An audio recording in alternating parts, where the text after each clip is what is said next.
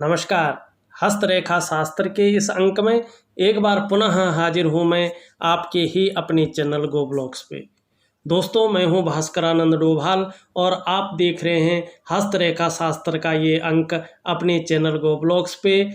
और इस हथेली को एक नज़र करते हुए ये ज़रूर कहूँगा कि हथेली में बहुत सारी अनगिनत छोटी छोटी रेखाएं यहाँ पे दिखाई दे रही हैं। देखिएगा, जब भी प्रैक्टिकल रूप से देखने की कोशिश करें, जब भी हमारी हथेली में बहुत सारी अनगिनत छोटी छोटी सूक्ष्म रेखाएं जन्म लेती हैं तो व्यक्ति के वर्तमान समय को इंगित करती हैं, व्यक्ति के वर्तमान समय को संघर्षपूर्ण बनाती हैं और बहुत ज़्यादा मानसिक दबाव भी देने की ये कोशिश करती हैं। हथेली में थोड़ा सा पैसा टिकना मुश्किल हो जाता है और करियर के मामले में आर्थिक रूप से व्यक्ति को कमज़ोर करने की ये रेखाएं कोशिश करती हैं। इनका मैं उपाय दूंगा आपको, वैज्ञानिक उपाय। दूसरा, अगर देखें तो हमारा शुक्र और निम्न मंगल क्षेत्र पे बहुत सारी रेखाएं आ जाए तो व्यक्ति को कन्फ्यूजन की स्थिति प्राप्त होती है, डिसीजन लेने की क्षमता में असर डालती है। और शुक्र पे ये रेखाएं हों तो बहुत ज़्यादा मेहनत और बहुत ज़्यादा परिश्रम के बाद भी उस रूप में अभाव ही रखती है, या कहीं ना कहीं व्यक्ति किसी चीज़ के लिए बहुत ज़्यादा चिंता कर रहा होता है, किसी चीज़ के लिए डीपली बहुत ज़्यादा सोच रहा होता है। हम इस हथेली का पूरा विश्लेषण करेंगे। उससे पहले हम हथेली का आकार अगर देखें तो एक चौकोर किस्म की हथेली है। इसमें कहीं कोई शंका नहीं है कि हथेली एक मेहनती व्यक्ति की है, योद्धा किस्म के शख्स की है, जिनके जीवन में कभी कायरता नहीं आ सकती है, जो मेहनत से कभी पीछे नहीं हट सकते हैं। ऐसा प्रतिष्ठित व्यक्तित्व आपका रहने वाला है। और दूसरी एक चीज़ और देखें तो आपकी जो है मणिबंध की पहली रेखा इतनी खूबसूरत, इतनी अच्छी है कि स्वास्थ्य के मामले में बहुत सुंदर आपका जीवन रहने वाला है, अव्वलता की ओर ये ले जा रही है। दूसरी बात, आकर्षण वाला व्यक्तित्व आपका आगे आने वाले जीवन में रहेगा। कलाई में बने 3 रेखाओं का संबंध हमारे पूर्व जन्म के कर्मों से भी होता है। ये निश्चित है कि पूर्व जन्म में भी आपने अच्छे कर्म किए होंगे, उसका इफेक्ट आपके जीवन के 45वें साल से शुरू होगा। 45वें साल से ये रेखाएं अपना प्रभुत्व देना शुरू कर देंगे। यदि आपका 45वें साल चल रहा है तो निश्चित तौर पे इन रेखाओं का प्रभाव आपके जीवन पे पड़ेगा। अच्छी बुद्धि, अच्छी विद्या और अच्छा धन आपको निश्चित तौर पे मिलता हुआ यहाँ पे दिखाई दे रहा है।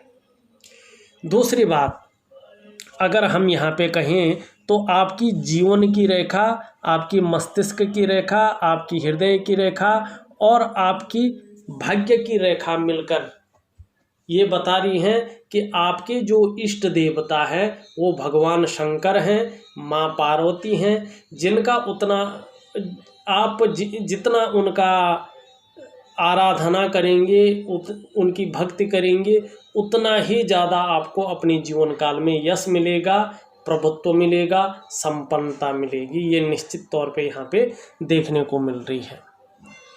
अब दूसरी बात हम इस हथेली में देखने की कोशिश करते हैं। देखिएगा, व्यक्ति की हथेली की सबसे महत्वपूर्ण रेखा होती है उसकी हृदय की लकीर। आपकी हृदय की लकीर अगर देखा जाए तो गुरुश्रेष्ठ बृहस्पति से यहाँ पे युति बना रही है। ये बहुत श्रेष्ठ अवस्था है। आप सबके लिए सोचने वाले व्यक्तियों में से एक है, केवल अपने स्वार्थ को नहीं देखते हैं। विद्वान हैं, बुद्धिमान हैं, तेजस्वी हैं और हृदय से प्रेम करने वाले व्यक्तियों में से एक है।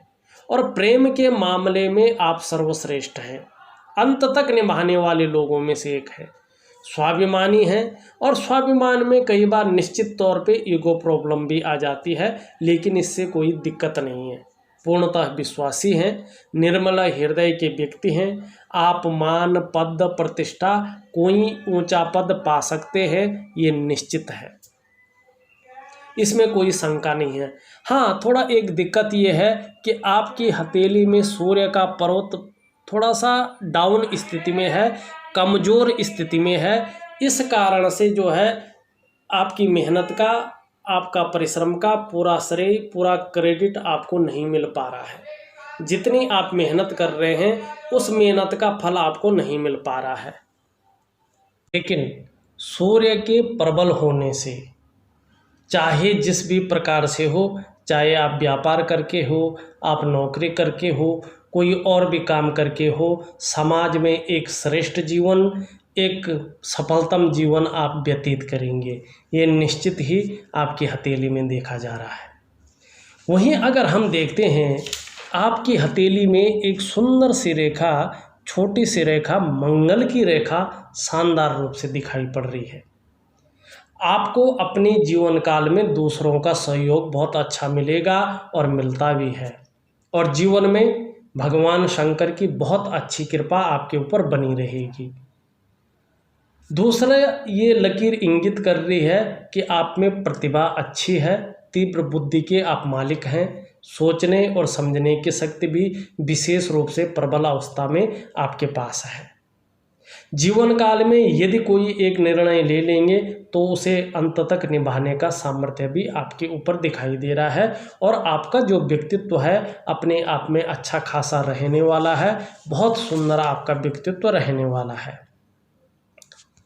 वहीं अगर हम बात करें आपकी जीवन की रेखा की, जीवन की रेखा आपकी निर्वाण के ग्रह, जिसको हम केतु कहते हैं, ज्योतिष शास्त्र में जिस ग्रह को सर्वमान्य बताया गया है उस ग्रह की ओर जा रही है। और जब जीवन की रेखा केतु की तरफ जाती है तो व्यक्ति को निर्वाण की प्राप्ति अच्छी होती है, क्योंकि देखो हमारा जीवन का जो मूल तत्व है वो निर्वाण ही है, जो अंतिम भाग है वो निर्वाण ही हो, और निर्वाण अगर शानदार हो जाता है तो जीवन वास्तव में सफल रहता है।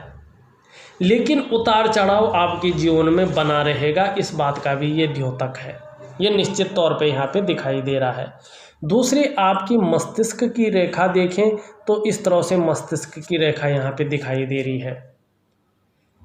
30 से 30+ के बाद थोड़ा सा जो है लाइफ जो है चेंज होती हुई दिखाई दे रही है यहाँ पे, लेकिन बुद्धि के स्तर को बढ़ाती हुई यहाँ पे दिख रही है।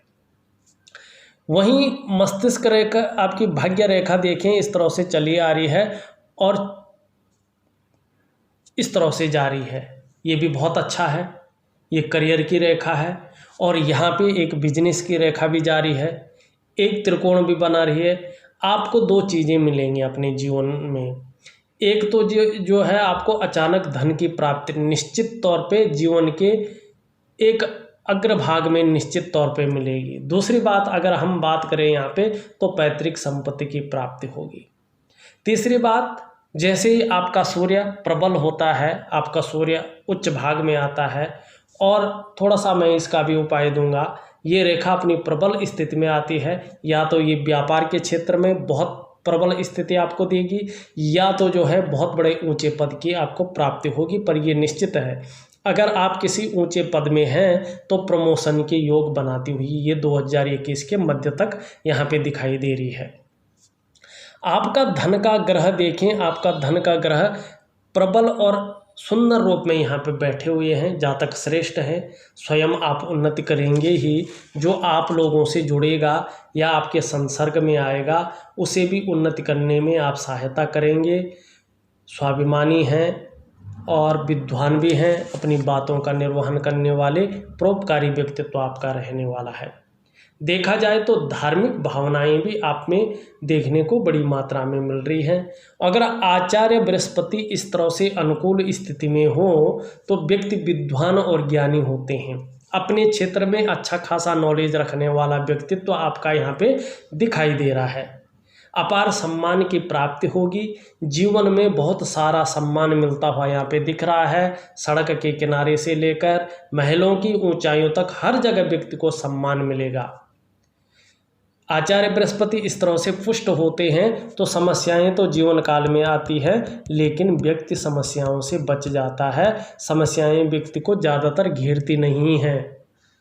और देखा जाए थोड़ा सा बृहस्पति का ढलान शनि की तरफ यहाँ पे दिखाई दे रहा है। थोड़ा सा कहीं ना कहीं पारिवारिक समस्याओं का भी सामना निश्चित तौर पे व्यक्ति को करना पड़ेगा, इस ओर भी संकेत दे रही है। वहीं बहुत सारे चिन्ह बन रहे हैं, हर चिन्ह का अपना मतलब होता है।